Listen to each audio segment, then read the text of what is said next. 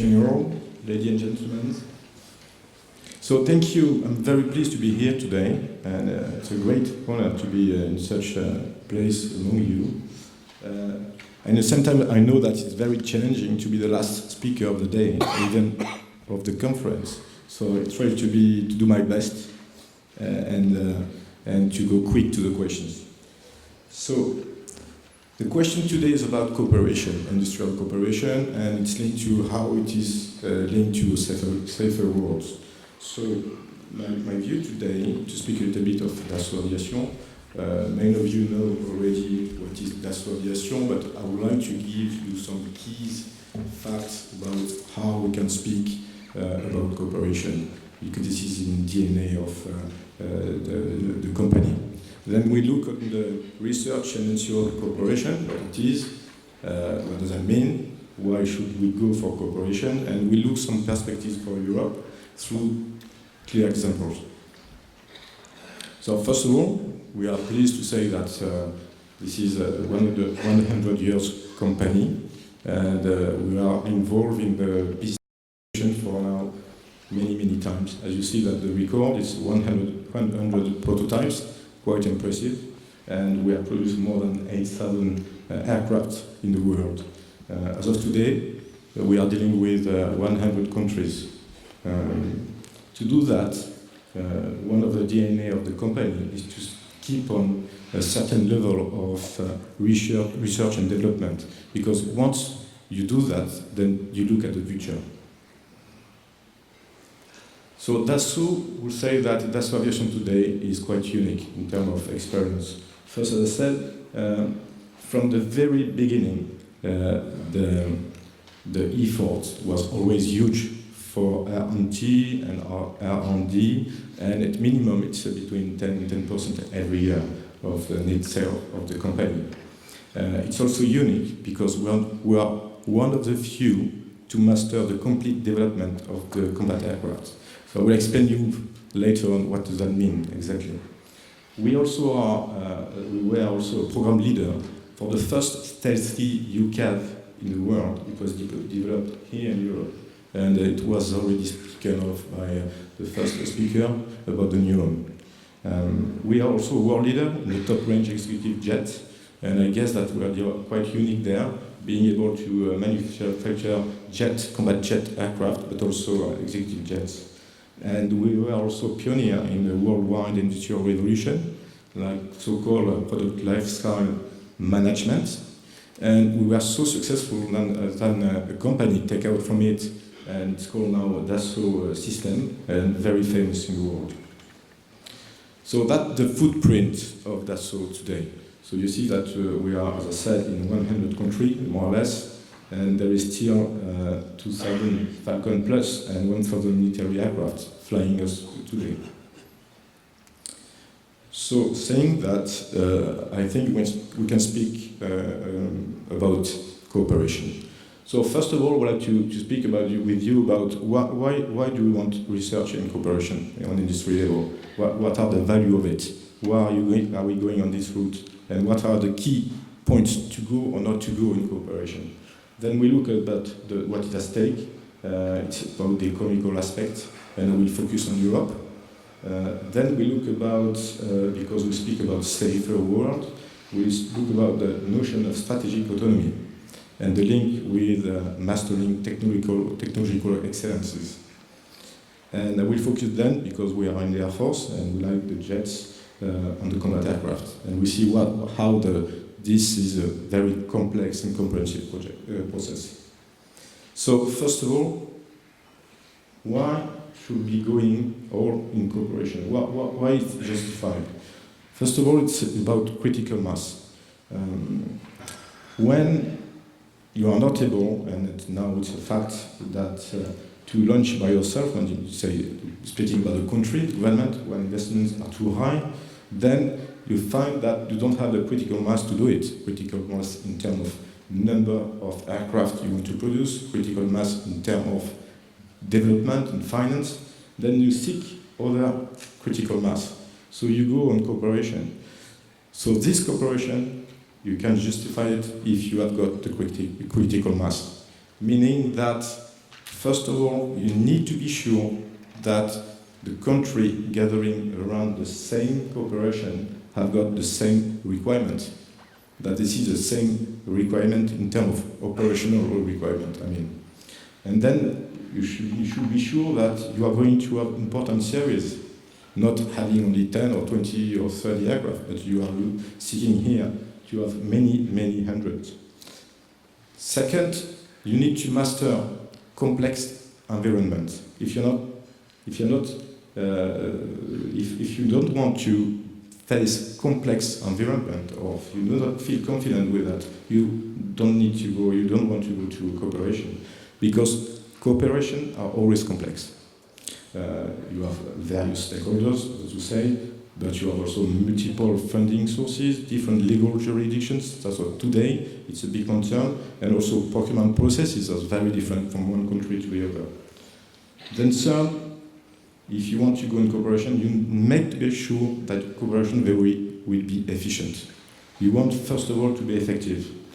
So to be effective, golden rules, keep it simple, mean that everything should be simple. Simple organization of cooperation, lean processes, not very complex processes, single point of leadership, very important, single set of specifications. When you have many sets of specifications, then it becomes a nightmare. So, and how do you want to do that? Then you look at one thing, it's about skills, know-how, experience. You are looking where the guy are the best. So you look at with the best to be the prime contractor, the single prime contractor, and then when you look to partners, you are looking where they know, and how they master the technologies. And then coming from that, you will take the greatest benefit of the cooperation. Then you want also to have a cooperation which is competitive. You don't want to have a cooperation per se. Competitive means that you need to find always new ways to reduce cost. And also you need to understand that you need to cope with budget. You don't want to ask more budget. You want to be able to do that in one single budget, which is given from the beginning. And also you need to have also the expansion, the ambition to expand your market by selling programs abroad. And last, you need to be sure that you have got the finance, because the people, the country gathering around one program, who have the ambition to participate, but be sure that they want also to pay equally or with the fair share given from the beginning. So if all that is set, then you can go for cooperation. What is at stake here? First of all, it's about the economy. Once you know that you have got the operational requirement aligned, then you can think that they are going to have some implication on the economy. Here I've got some facts coming from ASD 2017, so that's why I'm speaking about 16. So what you have here, you have a loop on the industrial sector in Europe about aeronautics, naval, and land and space, right? So what you see on the top left, that the turnover in 2016 is not nothing, it's more than 220 billion. So it's not nothing. And in terms of sectors, you will find that aeronautics is on the top of it. Then if you switch to employment, you will see that employment is very high. It's more than 800,000 people working in this kind of business, where aeronautics have got the best share, more than 60%. It's very impressive. And if you look at the export defense, then you will see that the export defense is within, but also outside Europe. And it's 42 billion, and among these 32 billion, you have 2/3 coming from outside Europe. So you see that it's a very big economic here going on. And if you look again, zooming about the military defense, you will see that the aeronautic also is more than 60% of it. So that's why you see that in terms of aeronautic and cooperation, it's not neutral. There are big interest at stake here. We spoke this morning about research and development in Europe. You see that in this kind of area it's more than 20 billion. It's not nothing too, and half of it is going to aeronautic. And among that, we see that there is, for military aeronautic, there is a sort of golden rules, or let's say rules, where 1/3 is paid by the industry and 2/3 by the government. So it's also the industry which is heavily investing in R&D. Also, when you start to think about cooperation, and you see that all the implication in terms of economy, you will think about strategic autonomy. This morning, you had some questions about that. What about the autonomy? What about strategic autonomy in Europe? I think this is one of the tools, because if you master key technologies, then you are able to have also strategic autonomy on political level and also on operational level. So how we do that? We have two leverage to do that. First of all, scientific cooperation. That's on university level. We work on industry to industry, but also through Europe, and industrial cooperation for research and development, but also we have a gathering of countries who can support development and research. We had examples this morning with Europe, and also we can use also cooperation with industry to promote export sales. So when I look now on the fighter jet business, what is very important if you want to enter this kind of business is to master the development of the combat aircraft. This is a very, very complex process. So here, I just drew on this slide, let's say the main line of this process. So everything starts on the left with a air staff requirement. That's the starting point of any program. So when you get in cooperation, it's not one air staff, but it's a certain number of air staff. So this starting point is a key point. That's the starting point of the process, but also if it's go badly at the beginning, or if it's not clear, then everything that's going on after that won't be clear at all. Then we go to definition, design, manufacturing, integration, and then it's going to the air forces. Doing that, timeline of it, just an idea of it, it's more 15 years than 2 or 3 years. So it's a long process. So 15, 20 years, I've seen during the previous presentation, that when you start the first study, and then when you think about having this kind of equipment in the forces, then it's a long process. It's mainly 2 or 3 generations of officers. But what is very important once you have done that is that you don't stop at all.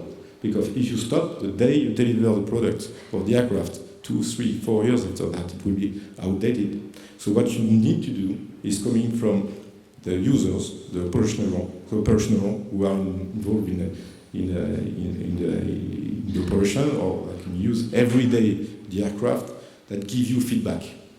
And then the feedback, you see the loop on the below, the feedback is going to come back as an air staff requirement, the target, and then we go into the loop, but a shorter loop. And that's what we were doing that on the Rafale actually. So this process is an ongoing process. We need to understand that once the aircraft is delivered, we need to work all together to keep the improvement and to go and to take the best technology in order to not to have the technology but save technologies, but to answer an operational requirement. That's very important. So now let's go on some example, a clear example. I will give you example not only on military aircraft but also on civilian aircraft like Falcon. These examples for sure come from Dassault experiences. So first of all, this is the map of currently of Dassault in terms of partnership, in terms of academic partnership. This is where we are looking to very in advance, the very beginning, to look at what kind of technology, what kind of potentials of technology. We do a lot of partnership. Actually, here you see that it's roughly 100 partnership. We have also partnership with university in Greece, as you can see. And this on the back, you can see the 910 is 9 here, the key technologies where we are working very closely worldwide in terms of research with the academic organization. So you see it's going from modeling to big data, innovative materials, advanced design, green innovation, and so on. Also artificial intelligence, which is very, very important at this time, autonomous system, man-machine teaming, as was said previously. And also we speak about new training, new maintenance, because we tend to forget that when you use an aircraft, then you need to maintain it, and you need to train the people. And also in this kind of area, you need to improve in terms of technologies. This is an example, a clear example, called Clear Sky, scientific cooperation. So it's a large European aeronautic research program for greener aviation. The funding of that is equally shared between the European Commission and the industry. And we are now in the second stage of this program. We work on the Falcon on it.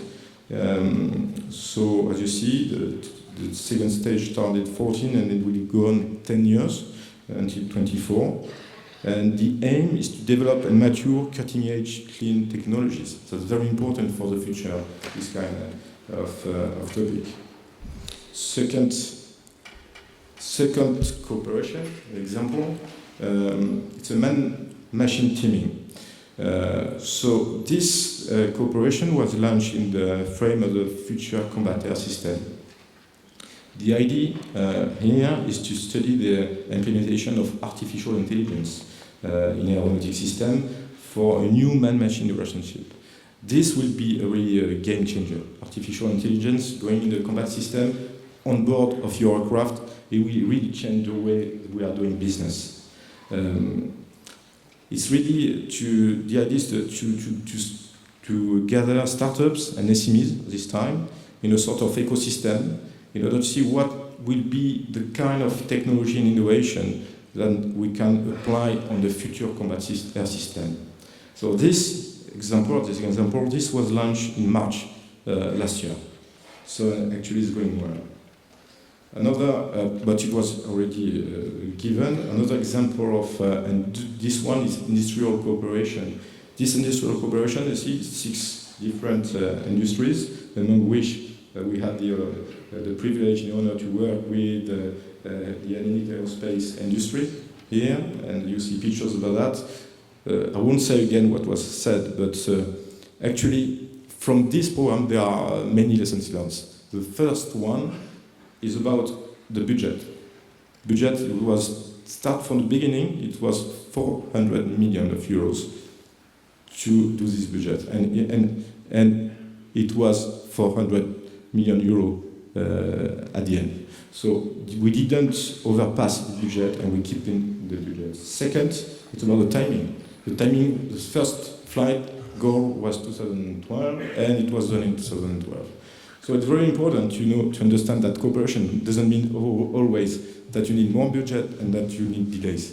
It can be done, start from the beginning if you understand well what you are doing in good milestones. So Dassault was prime contractor here, and we had the chance actually to going through this cooperation to look at what could be a good cooperation in European arena. As you see, there are different countries coming here.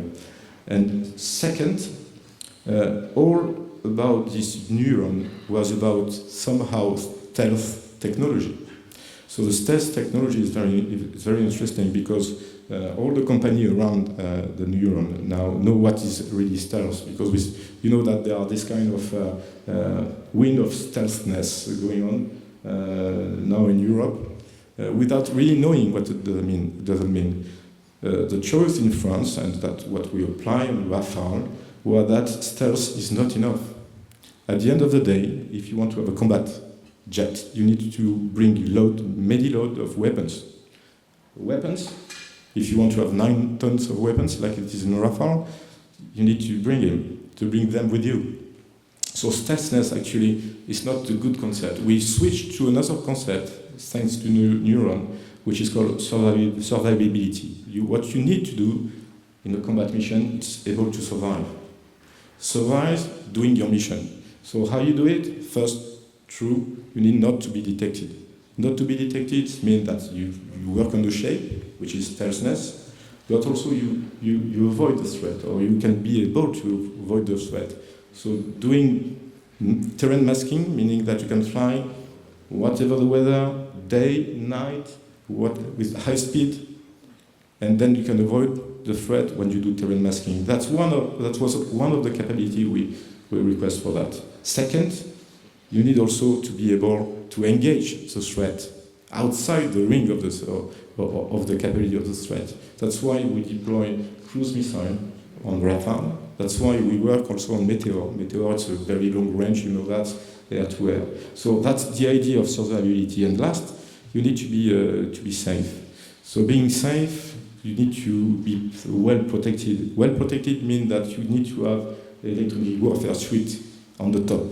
So on Rafale, we did a lot of study on that, and we have a system called Spectra, which is a data fusion high technology, able to jam and to defend against any system. And on top of it, you have to protect the crew in the aircraft. So we deploy also some system like the AGCAS, which is able to take command if you see that you are not flying properly. Let's say that you are living on the ground, then you can take over and save the life of the people inside.